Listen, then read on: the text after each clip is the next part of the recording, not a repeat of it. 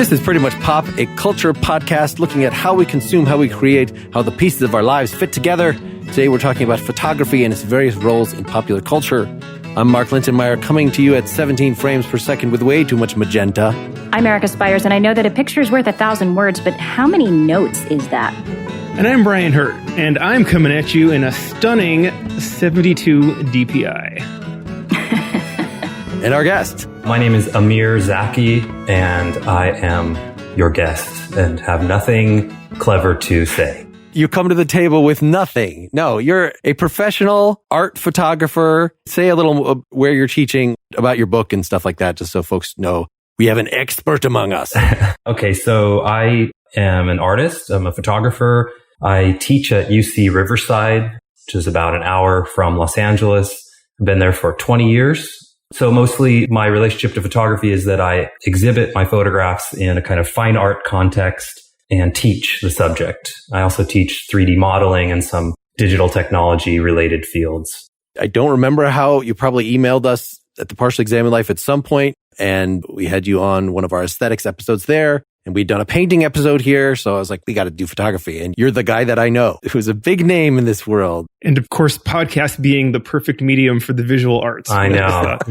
Hey, we've done it before. We've done it a few times. So, well, we have. And, the important thing is when we reference something, we want people listening, whatever they're doing, to just get out their phones. If you're driving, if you're performing open heart surgery, just get it out so you can see what we're talking about. We should also all talk about our own relationships to photography, because myself, I'm a tall person. And back before the selfie era, I was constantly being handed cameras saying, take our picture, because there's this assumption that when you're higher than people, you'll take a better picture. And it turns out that's actually one of the only two tricks to taking people's pictures is not looking up their noses. So that's about the extent of it for me. Your height privilege has given you an advantage as a photographer. So many, actually, in life. I have long arms. Extraordinarily long arms. So I also get asked to take a lot of pictures for people. But no, I'm no kind of photographer. I have to know a little bit about it because I'm an actor and it's helpful in marketing and so much as that goes. But no, I don't know that much about it. And I'm really excited just to actually learn more. Like a lot of times we try to come in with a bit more information and know-how about the subject. But in this particular one, I really feel like you are going to school us. And I'm excited about that. As an actor, Erica, do you know which is your good side? Because I have an opinion. About her good side or about your... Do you want to see if they match up? With the cameras and the internet, I never know which is left and which is right anyway. Your right, my right, or stage right. It's all... As someone interested in inner beauty, I would think laparoscopic is definitely the best inside? The inside. What about you, Mark? I know just enough about photography to know that I'm terrible at it, that I have a rich visual imagination that I can never come close to capturing when I try to use any kind of device. It's really interesting when I hear those things because I did not grow up making art at all. My dad was a scientist and my mom was a school teacher. They both were school teachers. And I just never liked or felt like I was good at drawing. And that remained through college when I took any of those kinds of classes. But photography just completely clicked. Something about the mechanical part of it, I think, just turned, Oh, I didn't mean to do that. You're just going to let that pass. You had to. Not me. So have you found that the medium has changed a lot insofar as how you feel about it from the time you started and now with all the new technology that's available? A little history, because just by chance, my kind of coming of age with photography was in the early 1990s, I guess. And this is right at the transition between analog and digital. There's a major shift culturally with digital photography coming in and taking over. So my training as an undergrad was all in analog photography. And my love for photography comes from becoming very good, I guess, at all the things analog, printing, making photographs from film, all the tactile things that photographers like to speak romantically about now. I love all that stuff. And I became very good at it at a young age. But I also completely took on digital photography with the same passion. So there's a lot of times now there's a kind of purist, there's a little bit of a kind of us versus them with people who stuck with analog and only like analog and think that digital is this kind of heresy. And I just never really thought of it that way. I think that they're both incredibly powerful tools. So I became very proficient and utilized a lot of things digital as the transition happened. And my practice is a hybrid between the two. As far as the changes that I've seen, the biggest change has been, so when I first started, the photographic print, like an object that you would behold on the wall, was kind of the only thing, or in a scrapbook or whatever. It was how you would see images was through books, tactile things. And there was an object quality to these things, much in the way that music, people like vinyl, it's this thing, right? As that shifted, and now let's fast forward 30 years, 25 years, where Instagram is the way you look at photographs, the meaning of the print has changed. So for me as a fine art photographer, my relationship to the medium has shifted where I think about how images function in digital form, which I have an active social media practice and I post things and I love the immediacy of that, but also how I can continue to make things that people behold on the wall in a way that those things stand out. And that's becoming harder and harder, really hard, actually.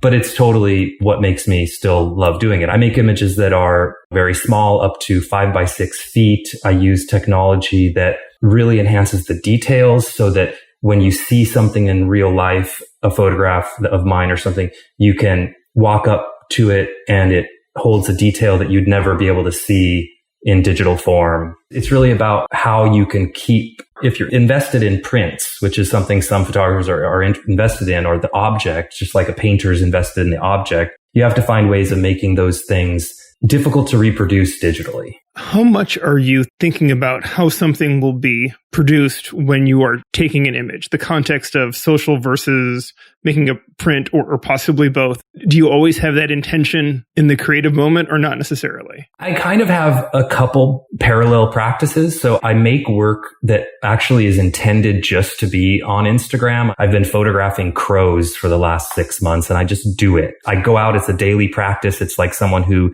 meditates or practices Tai Chi or whatever. I go out and I try to find crows and I photograph them and I post them on Instagram. It only exists in this small digital format. I don't think I'd ever make prints of that work.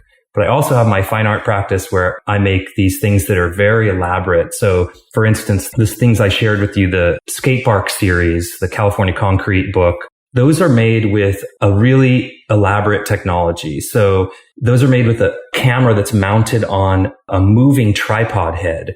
And it's very high resolution. It's basically made of multiple rows and columns of pictures that I stitch together later on the computer to create an incredibly huge, high detailed image. Each one of those takes 10, 15 minutes to make one image. So I'll set up, start the process, and it's all this post-production, digital alteration, etc. So that process is so different in terms of subject matter, in terms of approach, than it is for me walking around with my cell phone photographing. That was super fascinating to me in the video. Brian, what were you saying? I agree, Erica. That was really interesting to watch. And hearing you talk about your evolution as an artist, you're old enough to remember when digital photography was patently worse than analog photography. The earliest digital cameras were made by computer companies. They weren't made by companies that actually knew how to make lenses, right? And they were terrible. And it was sort of a shame. I have this little era of pictures that are just junk because I insisted on taking them with an HP digital camera. Hold on to them. They will be cool one day. And then they became on par with each other. And now really what you're doing with those skate parks can't be done with any analog camera that I know about. And I'll be interested to see in 5-10 years what else can be done with digital cameras. Honestly, that is the conversation that I like to have. If I go and I do lectures, I inevitably run into a purist in the audience who's just like, analog photography is all there is. Really, they're just different. The Gigapan, which is the sort of brand name of the thing I'm using, that yields a kind of image. That process yields a kind of image that you cannot make with analog. It doesn't mean that you cannot make a super interesting image with analog. It just means you can't make that image. I'm totally fascinated by what it can do. The other peculiar thing about photography is that a kind of common held belief, I guess, among people who just don't do it for a living is that somehow what you're seeing through a lens is actually accurate. And it's terribly distorted. I mean, the more you analyze it, the more you see, okay, well, a wide angle lens does this, a telephoto lens does this.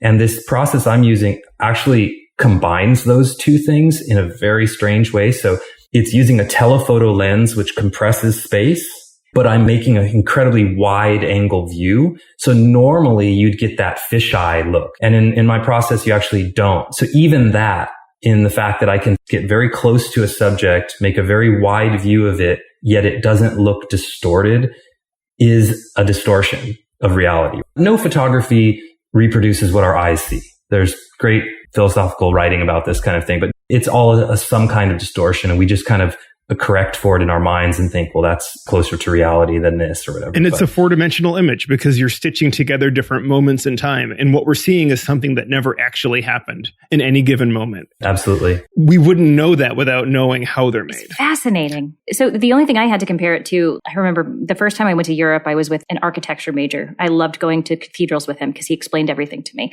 And he had this thing that he loved to do where he would take, at the time, we just had like crappy cameras. Like I think he may have had a digital, but he may have just had a film. I think it may have just been film. And he would take 4 photos of the bottom of the church, 3 going up, 2 to 1. And he would frame all of those and make a composite. In that way, it was supposed to be artsy, so it didn't matter if anything overlapped. So in the technology you're talking about, do some of these images, I mean, I assume, right? They do overlap, and then you somehow have to merge these together and make sure they line up in a particular way? Yeah, totally. So luckily, a lot of that is done by software, not by my hands. But the important thing is that you get about 30 to 50% overlap in every image. And that's how the software knows. It goes through and it just analyzes pixel to pixel and looks at things that are supposed to be synced. There are problems, issues to get some very funny things that happen when things move, or like I've photographed lots of trees, and when the trees move in the wind, it can't quite know what to do. So you get these interesting blurry parts of images. I usually welcome those kinds of things rather than see them as mistakes. I've been in one of those pictures at a baseball game, at a playoff game, and they had it online afterwards to see. And you're right, there are all these little spots that are wonky and weird and people are blurry. But it's sort of fun to see an image like that you would never imagine, that crowd scene. And then you zoom in and finally you get to the crappy seat in the upper deck where I'm sitting, and there I am with my dad. And clearly you can see us high-fiving in the picture. What a thing that just wouldn't be possible without the technology. Right. And you were only high-fiving that moment that the picture took. Right. No, the whole time, me and my dad, we had our hands up.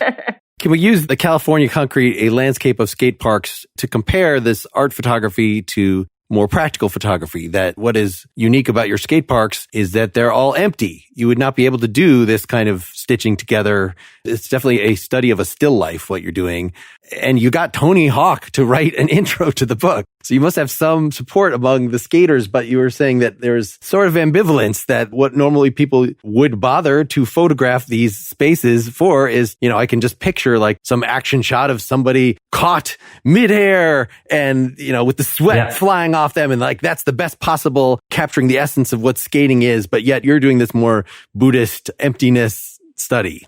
The whole project happened in a very organic way. I mean, I had been interested in these sculptural these concrete forms from my interest in the landscape. I've been photographing the landscape in California one way or another for 20 years. I'm constantly looking for things that are overlooked, things that people just find them, but through my process, I can make them more interesting, hopefully. And I also grew up skateboarding, and so I had some sort of relationship.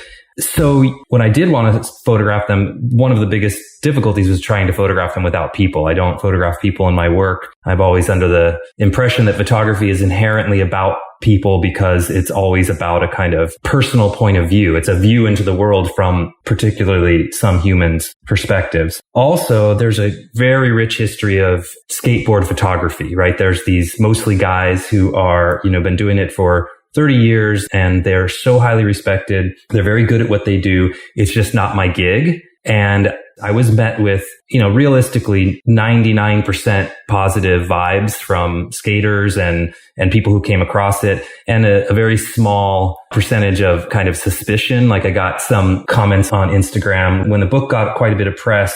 One person wrote something like, yeah, but can he drop in? Like, can I drop into that kind of thing. So there's a feeling among skaters that skateboard photographers are also skaters themselves. It's this kind of in crowd, which I totally understood. I mean, that is part of the culture. But I think that it came as a surprise that I did emphasize the forms of these parks and excluded skateboarders, intentionally excluded them. But again, mostly positive, and mostly I think people got it. And I think that a very small percentage are like, why would he do that? That's not the interesting thing. But that raises a question though.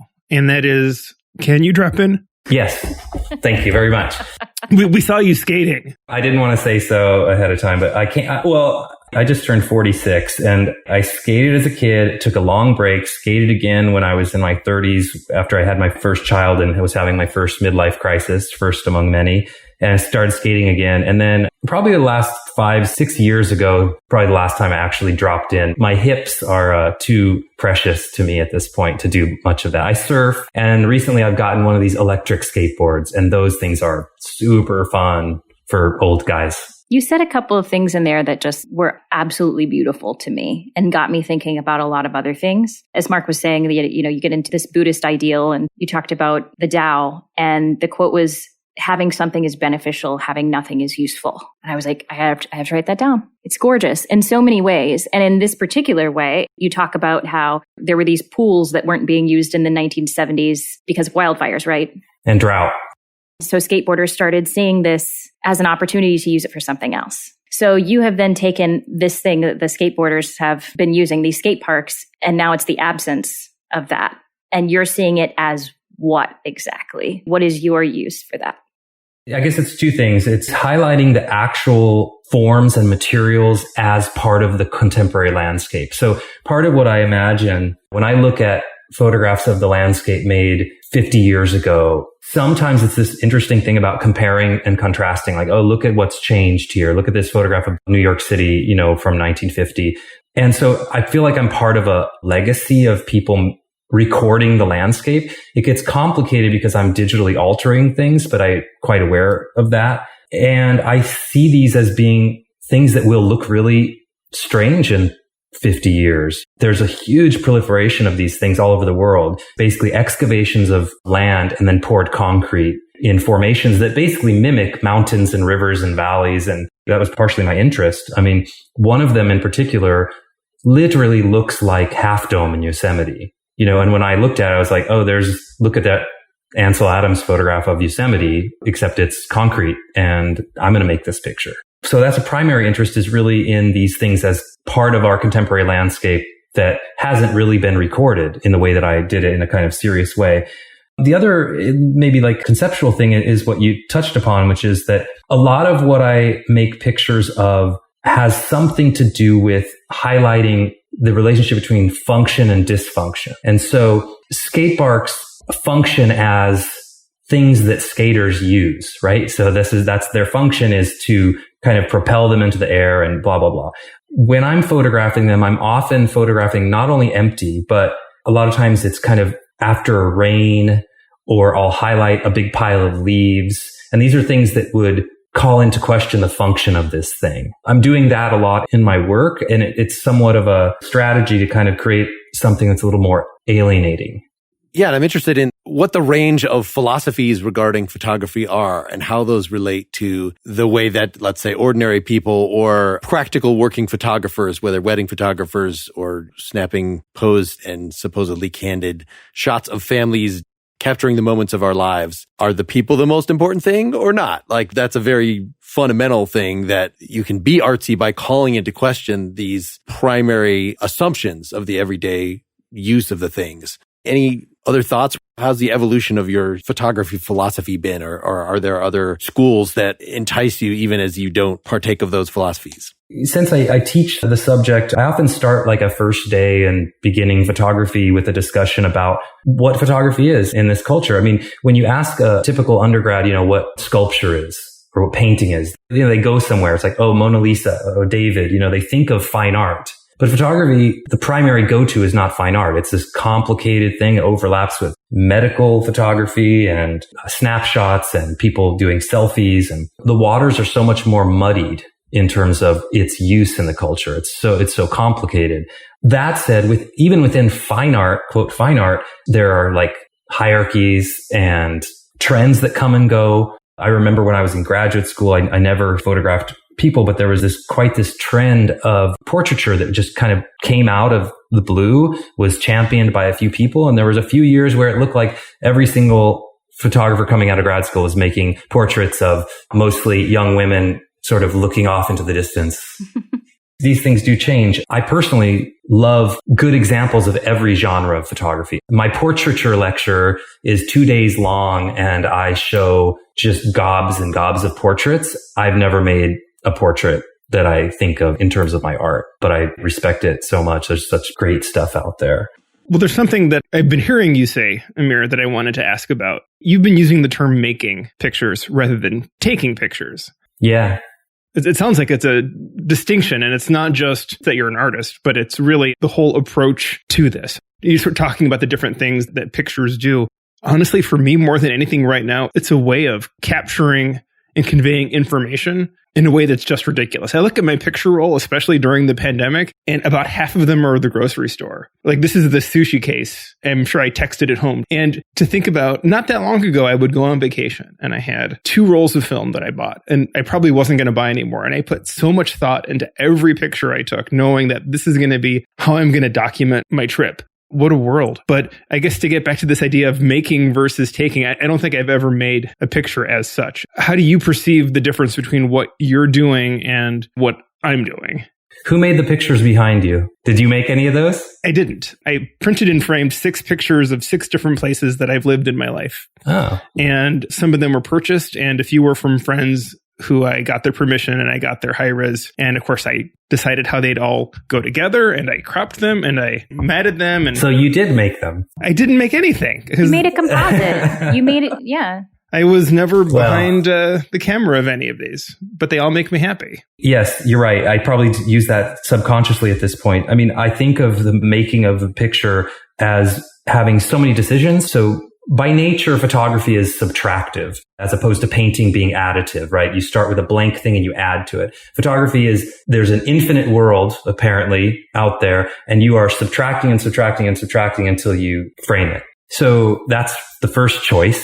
The second choice is cropping it later, changing it, deciding out of 20 that you just made of the same thing, which is the best one, etc. As far as the use for information, I mean, I of course do that too. I photograph the beer aisle and ask somebody which ones they want. An interesting thing that I've seen happen is that sometimes as an icebreaker with my students, I'll ask them to share with the class when they're introducing themselves the third to last picture on their phone to describe it visually, kind of what we're doing here, to not show us. And sadly, in the last few years, it would be something like, I swear so often, my class schedule. It'll be a screenshot of their class schedule. And I'll just go, oh, really? I mean, this is what your question gets to, is that I honestly think that photography is observation. It's simply being interested in observing the world around you in a kind of heightened way. So the fact that I'm photographing crows every day or whatever is not that I'm particularly good at photographing crows. It's just that somehow in my mind, I think to do it, and I think to observe the world around me in a way that pays attention to something in particular. And I'll make 50 of them or whatever. And it's not this idea that everyone is great. It's this idea that through practice of observing, you get better at observing. So I think that's the only difference really between using it as information, where you're not really thinking about observing the sushi case, although you could, it would just take a little shift in the way you're thinking about it. All of this got me thinking, basically, I don't know, what is this episode? Is it going to be the philosophy of photography, like behind photography? What do you think, Mark? What is... That's so far, at least, where we're sitting here. Yeah. Well, I mean, it's interesting, right? Because we all do it, but we all do it for various reasons. And we rarely, I think, question why we do it. And you've mentioned making. You also said you create images that manifest the world as you want them to be. And I was reminded of a play that I did several years ago called Time Stands Still, which is about a war photographer. So this is a very different type of photography. And a lot of the philosophy behind that photographer in the play was to bear witness, to be there to bear witness to certain things and to show that to the world. And I played this character who was like very much against that. So I just had to pull this out.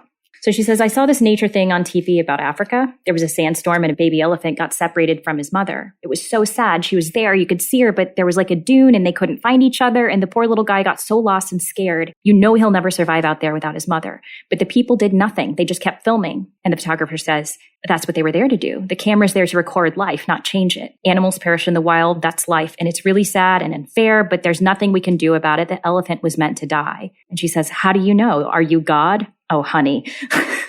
They could have saved him. The whole crew was just standing there watching. And she says, the camera was there. You can't expect photographers to step into the frame and fix the things they don't like. We're supposed to capture truth, not stage it. So completely different, right, than what we're talking about in terms of artistic photography. Do you find that to be true? Because like clearly they're not just taking pictures of the world as it is. They are subtracting certain things to focus in on a person's face, on a victim's face or body.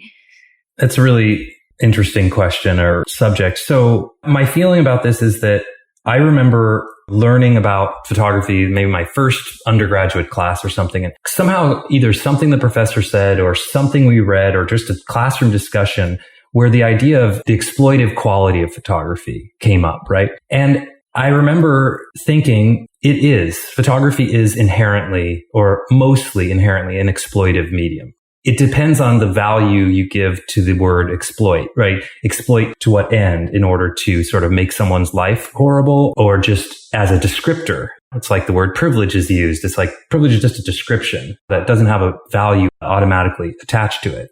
We just use it that way. So I guess I kind of came to terms with that really early on, that what I was doing, it's exploiting the circumstances for an image. Well, I mean, it's done in so many different, obviously, it's not just journalism either, like this happens in film and TV all the time. And so much is manipulated. And even some of those articles that were posted, I looked at, I think journalism is problematic because it pretends to be objective and it's not. Mm-hmm. I have a very good friend, a neighbor who's a photographer for the LA Times, and he has a completely different ethics that they're built on. Like they are sworn to never digitally alter their images and they stick by it, but they do all these other things like use a lens that distorts things in a way. So it's sort of bogus in this sense, this idea of objectivity. Whereas for me, I feel completely free from having any moral obligation to depict the world in some way that will make someone else happy. Luckily, that's just what I'm interested in. I photographed for the college newspaper for like a month and had to leave because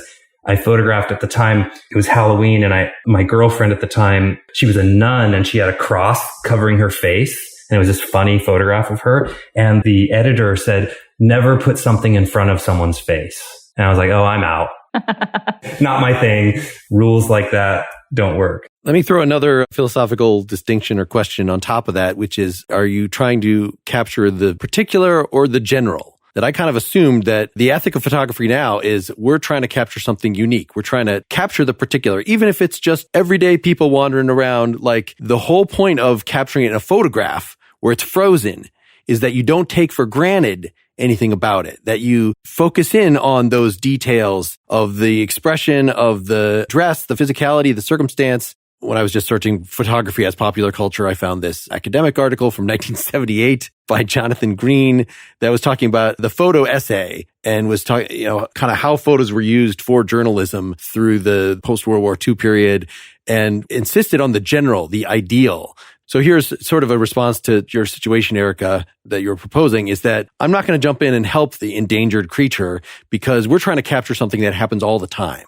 Even if I jump in and help this one, then we're not capturing the thing that is generally happening. So every comedian who says, can't you give that starving kid a sandwich before you take his picture? Like, no, we're trying to convey that a lot of people are starving over here. We can give them a sandwich after we take the picture, but like, we're not going to disrupt the picture, the capturing that generality with our meddling. So general or specific? That's interesting, Mark, because then that makes me think, well, sure, but if you capture the picture of giving the kid the sandwich, is that then going to make other people think like, okay, I should take some action rather than just feeling bad and turning the page? On the other hand, some people will see somebody giving somebody a sandwich and think, oh, I don't need to do anything. I could answer, but one more topic like this, and we actually are going to be a partially examined life episode. We totally are. And not pretty much pop. And I don't know about that. Listen, if you got a good conversation going, you just got to go with it. Also, no, I want a sandwich.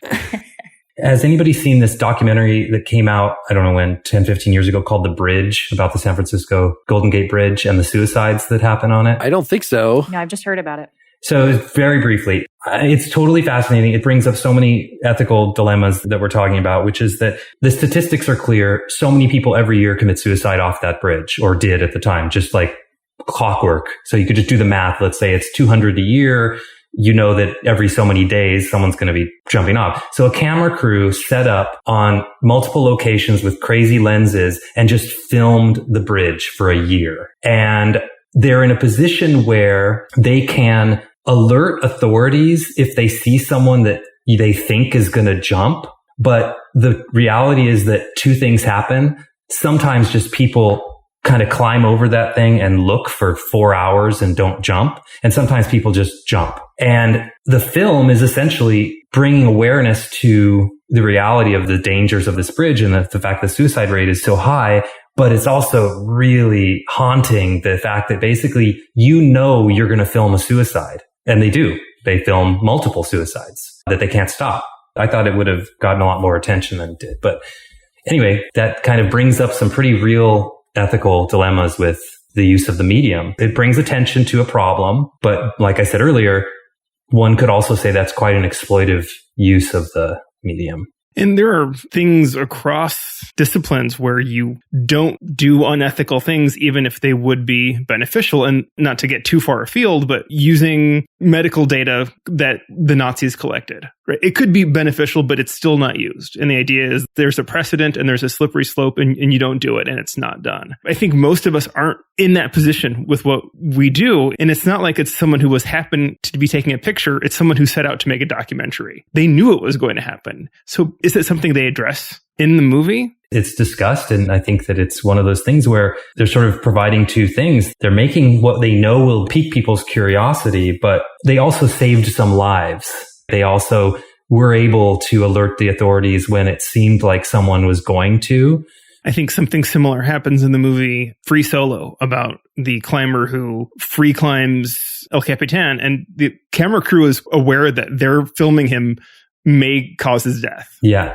They're in his way and you also get a sense that this movie would only have succeeded if he either succeeds or dies, right? Failing would not make a good movie. I'm not sure dying would make a great movie. Succeeding made an Oscar-winning documentary, for whatever that's worth. Right.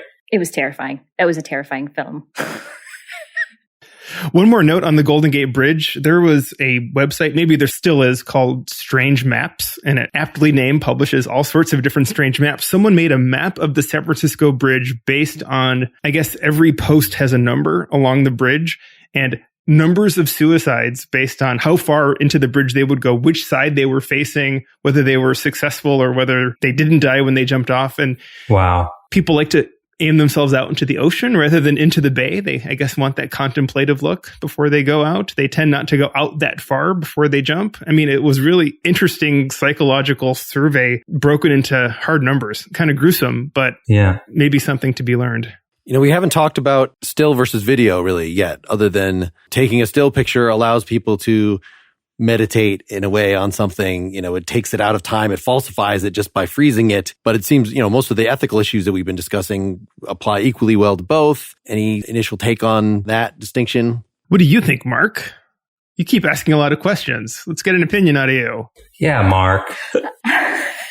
The prevalence of more video is one of the things that I was feeling like has marginalized photography further in everyday use, in pop culture. You know, what is the way that you want to capture your kids? It's interesting just in record keeping. Like, do you keep all the videos in one place? Do you keep all the photos in one place? Are they just together because they're all taken via your phone? And there was some default on the iPhone that we found we were taking pictures and they by default had this Harry Potter effect that it's actually doing a very short video rather than live. Yes, that live feature. Maybe that's the future, is because you want to have some sort of movement. But in any case, you know, it used to be that for journalism, you know, it was the still photo was the thing that can capture best.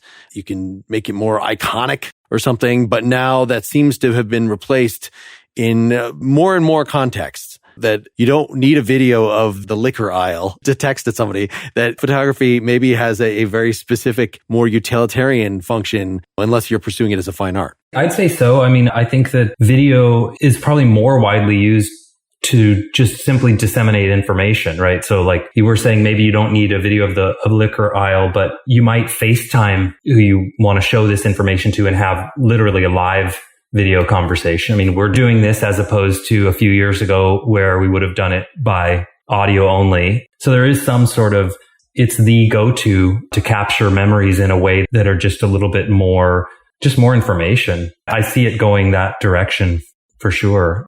So yeah, whether it makes photography, still photography, I guess I imagine that still photography will continue to then be more of a niche activity, or maybe something that is more reserved for people who are interested in the aesthetics of it, as opposed to video documentation of their kid walking or whatever. This might be a stupid question, but do you think still photographers make good cinematographers? So an interesting joke about that is like within the kind of photo fine art world, they always talk about how when a photographer decides to make a film or video, they just put the camera on a tripod and push go. They don't move it. And there's some great examples of that. I mean, some of them, of course, that makes sense. Some of my favorite films are these ones where there's very little tracking. There are lots of shots where the camera stays in one spot and the action unfolds in front of it. It's an amazing Japanese director, Ozu, who makes films where there's a lot of that kind of thing. Some still photographers can make really great cinema, but it doesn't necessarily always translate. I think great cinematography can be really distracting because it's so non-natural. Yeah. We watched the movie Roma. Perfect example. Which won Best Cinematography. And I was constantly being pulled out of the movie saying, oh my God, look at that. Yeah. Right? That could be a poster. And it's true. And it really was beautiful, especially the ending scene was so stunning to look at. I think it possibly took away from the emotional impact of it. I agree. I end up finding sometimes that I will just talk about how much I like to film for mostly those reasons. I think there's a parallel to, maybe it's a sensibility thing. This is just a theory that, I'm one of those people who almost never cares about the lyrics in music. I'm just interested in, the sound. And I think that might be similar to the way I approach cinematography. I really love beautiful cinematography, and sometimes the story becomes secondary for me. So you're like, the Star Wars prequels are fine. I don't know what you're talking about. There's lots of pretty things moving around. I sadly haven't seen them, so maybe that's not my my particular. On the flip side, I just love like fantastic dialogue films. Like we've been watching this series on Netflix called Easy. Has anybody seen these? No. Oh, it's pretty good. Or like any Richard Linklater films, like the ones before, or like just the dialogue. And I don't think about cinematography much in that work, so it's neither here or there. The extreme is we're going to have more and more VR, which seems to make the photographer's eye totally irrelevant. It is the viewer that is deciding where in this 360-degree field to look. I'm sure there are still ways that you could have better or worse VR with the lighting and stuff, but certainly different skill set. Yeah. I don't know a lot about VR. I have this, for better or for worse, I have a condition where I can get dizzy really easily, and I can't do much of that. I did it a few years ago and it was so disorienting. And I know there's more people doing it for exhibition, and I think I'm going to miss the boat on that one unless I feel like getting nauseated. Have any of you done any successful VR experiences? Video game VR. I haven't done any of the cinema. I have some friends who did a VR theater piece. It was filmed in Boston. They did a Shakespeare piece. I'm fascinated. I haven't yet seen it, but I know that they filmed it so that depending on where you look, you can hear a different portion of the play. So it's kind of up to you what you decide to do, but I'm still like confused how they actually made that all work together. I was expecting a little more VR to happen during this pandemic, during sporting events where there are no fans. I thought maybe they'd set up a VR camera just somewhere and you could put your Oculus Rift on and just look around a game while it was happening, like you were sitting there. But how would that work? Like you would be at home and you could put on this thing, but at that location, there's one of those 360-degree cameras so wherever you turned your head, you'd be looking. Right. That's so cool. Yeah, it's just capturing a lot of information, which generally means pretty bad resolution at this point. That's right. The resolution is where digital cameras were when they first came out. And I think in 20 years, that might be something that really will work. who knows, 20 years or maybe 4 weeks, right? Maybe sooner. Yeah. Yeah, and I heard it is one of those things that you kind of adjust to. Maybe at first it's disorienting and you could become more adjusted to it, but I find it really uncomfortable. It seems like what you're talking about might be more like in video games where it's moving, whereas the VR experiences, we had an episode on live music coming up on a year ago now, where I looked at what the state of it was there, where it really is just like a few VR cameras that they have set around at like a concert. And so you just pick which one you're at. And then from there, you're the one that's looking around and the field is moving with you. And as long as, you could see how if there's something wrong with the speed at which the scene is changing compared to your head, that could cause nausea. But, it's not like a VR roller coaster or something. It also might not be anything other than something that's for a niche audience. Because, I know that years ago, 3D was like a big thing in cinema. And I'm talking like in the 50s, 60s. There was a big trend for 3D movies. And then it went away. And before that, the talkies, they were real big early on. What are you trying to get at, Brian? Are you making fun of me? It was interesting because when I lived in Boston, I went to a 3D film fest and we wore the red and blue lenses. It wasn't the newfangled stuff that's not as, sometimes as successful. Obtrusive, yeah. Yeah. And I watched Dial M for Murder. But then those kind of went out and I asked my mom about it. She's like, oh yeah, we used to see a lot of that, but a lot of people were getting sick and I guess people were getting heart attacks or heart palpitations at least. So it kind of went away. So it might be similar with VR. It might have a big following for a little while and we might realize it's back to the good old point and click stuff again. The man who can handle VR has not yet been born. It is the man of the future. Could be. We should wind this down. Is there a final topic? I guess there was the issue of, as consumers, we've been talking mostly about how photography plays a role in our lives because everybody is a photographer. And it's just a matter of sort of how artsy you want to get about it. But as a viewer, also, these iconic images, I guess the idea of an idealized or iconic image, I wanted to explore a little bit. Like everybody's very familiar with the pictures on the menu or the pictures in the catalog. That's the kind of, even before digital manipulation was possible, the whole point of photography in a commercial setting seemed to be to idealize, to make iconic some image or other, whereas video maybe is harder to pull off. Somebody's going to move in a way that is undesirable as soon as you, from the purely aesthetic point of view.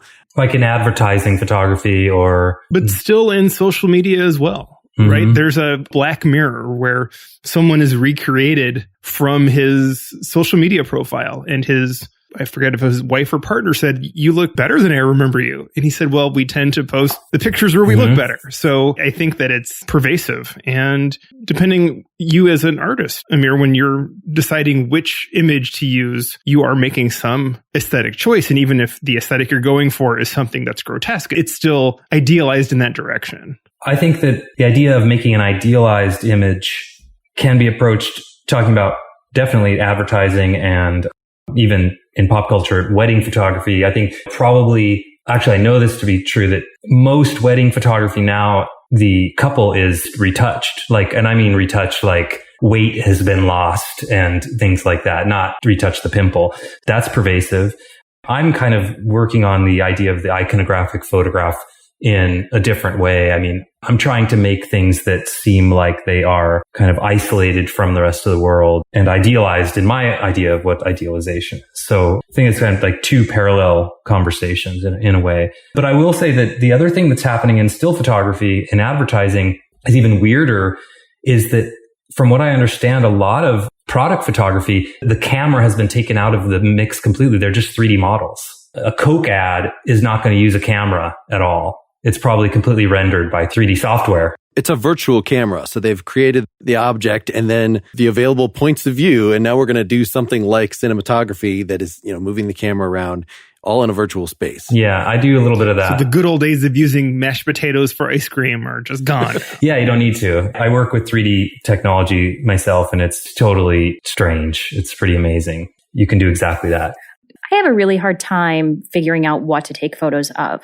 When I went on tour for 15 months, I was going around the country and I first started out taking a lot of photos, like photos of everything. I just felt like I wanted to remember this time. And then I realized I was spending so much time behind my camera, or my phone, that I wasn't always soaking up what was around me in real time. That's one part of it. The other part is I realized when I was in an iconic place, why am I taking a picture of that when it's been way better photos than I can ever take have been taken of it?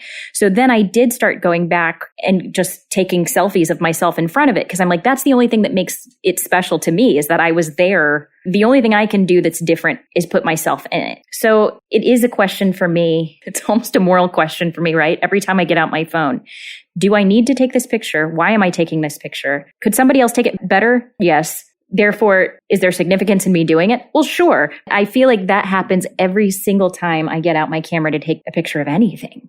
I think you're describing something so common. I hear this kind of thing all the time. And I think that it's absolutely true that you are missing out on experiencing the present moment when you're distracted by your camera. I do it all the time. I'm sort of like so self-aware of it, but I'm like so obsessed with making the picture that I'll do it anyway. So on some hike or whatever, it's a distraction. But I think that realizing that there are 1,000 other pictures that are made of that same space, I always feel like that's kind of liberating. Then you just don't make that picture. You make some kind of personal photograph. Yeah, whether it's a selfie. I mean, the selfie thing is a funny phenomenon because it's essentially evidence. It's just saying to the world, you know, that's behind me. I was there, right? I don't quite get that as much. I don't do that very much myself sometimes, but I think it's really common. Like, I think that a lot of people have that same, and every new billion photographs made are going to make that even more the case. I mean, it used to be that you could go buy a postcard of Mount Rushmore, and yet you see there's actually a really famous photograph by a photographer where he's photographing all the people photographing Mount Rushmore. And they're all making essentially the same photograph for their personal memories. Oh, that drove me nuts. I remember going to the Louvre and seeing everybody taking a picture of Mona Lisa. It's pretty absurd looking, actually, from a distance. Yeah. And that's exactly the kind of situation, just to circle back, where I feel like, well, my picture of the Mona Lisa looks terrible because there's the glass and you're just not at all capturing what all these professional photographers have already. And it's been demonstrated that you have a worse functioning memory of that moment for having taken a picture. That's really interesting. Whether it's because you didn't think you had to, or because some of your cognitive space was busy fiddling with your phone. But I have a friend saw Hugh Jackman and just put her husband in charge of the camera. She's going to be in the moment and he was going to take all the video documentation so she could just experience it. And I thought that made a lot of sense. So I think where we're ending up is giving a big advertisement to hire photographers so that you can put your phone down, enjoy the moment, and let the people who are actually good at it take the better picture. Yeah, hire a photographer to be with you at all times, just next to you, wherever you go. Well, it might more likely be that we are wearing some device that's constantly recording what's in front of us. Oh, God. Black Mirror. That's probably more realistic. We know how well the Google Glass almost got people killed before it got pulled from the market. Remind me, what was that? It was like glasses, but there was a camera and a Google device. Yeah. And people got really upset when others would come into their space with this on, because it's a little different from having a camera out, knowing that someone's temple of their glasses had a camera that was scanning the room, and maybe it was for the purpose of doing internet searches or other things. But I think there were privacy issues and just the general ickiness of someone walking around with a camera mounted to their face. Well, I don't see that going away in the future. I don't want nobody's built-in camera telling if I'm actually a shapeshifter or not. I want to retain my anonymity. Which is why you do 3 podcasts. Yeah. Only 3? So far. Instead of doing selfies everywhere, Eric, I would recommend that you do it kind of like a first-person shooter, where you just have your hand, preferably holding a weapon of some wacky sort, in front of you at all time to show that you were in fact there taking the picture. There we go. I think there's a market for that. It was not a drone. Before we close, Amir, where can we find your work? How do we follow you? So I have a website, amirzaki.com, or net, either. I am actively on Instagram. You can find me pretty easily. And the book that came out last year, California Concrete, is available on Amazon, or you can actually get signed copies directly through me and my website. Send me emails. I like emails from people. They are personal and nice. Thank you, Amir. Thank you. That was fun. Thank you so much. Thanks for joining us. This was great. Folks can just look at the blog post accompanying this at prettymuchpop.com. to see the link to get your book and watch the video, read about it, and all that stuff. So long, everybody. So long. Bye. Thank you, listeners. Thank you, Amir.